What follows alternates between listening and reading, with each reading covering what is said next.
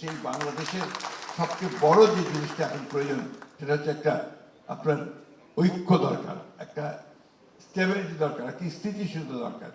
যে দেশে এত সম্পদ লুট হয়ে গেছে, যে দেশে আপনার বেকারের সংখ্যা এত বেশি, সেই দেশে আমাদের সবচেয়ে বেশি যেটা দরকার সেটা হচ্ছে আমাদেরকে ঐক্য গড়ে তুলতে হবে আরো বেশি করে। আর একটা জুলাই মাস, এই জুলাই মাসে কিন্তু আমরা একটা গণ অভ্যুত্থানের মধ্য দিয়ে আমরা একটা রাষ্ট্র যে ব্যবস্থা, সেই ব্যবস্থাকে পরিবর্তনের সুযোগ সৃষ্টি করেছি। আমাদের ছাত্ররা প্রাণ দিয়ে সেই সুযোগ সৃষ্টি করেছে।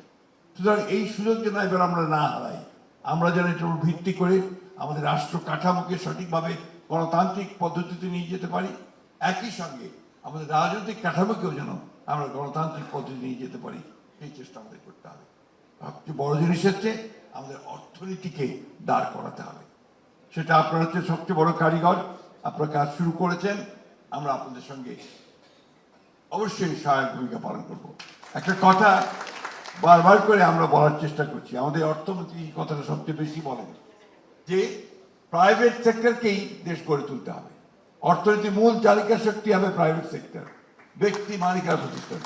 আপনারাই এগিয়ে আসবেন, আপনারা উদ্ভাবন করবেন, আপনারা সৃষ্টি করবেন, প্রোডাকশনে যাবেন।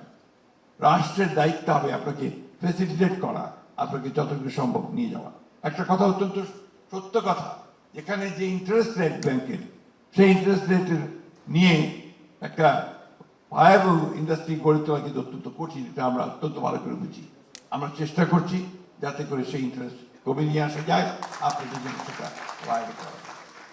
সবচেয়ে বড় কথা যেটা বাগমা যে সংগঠন আপনাদের, এই সংগঠন আমি যতটুকু বুঝলাম, বুঝতে পেরেছি হচ্ছে যে এখানে যারা পরিচালনা করেন, অর্থাৎ আপনার ম্যানেজারিয়াল লেভেলে যারা আছেন, তাদের স্কিলকে ডেভেলপমেন্ট করা, সেই ডেভেলপমেন্ট করার জন্য আপনারা কাজ শুরু করেছেন।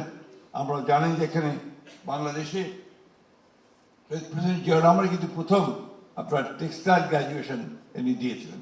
অর্থাৎ এখন আমরা এই শিক্ষাটাকে যদি আপনার সার্বজনীন করার চেষ্টা করতে পারি, আরো বেশি করে উন্নত করতে পারি, তাহলে আমরা নিশ্চয়ই সামনের দিকে এগিয়ে যেতে পারবো।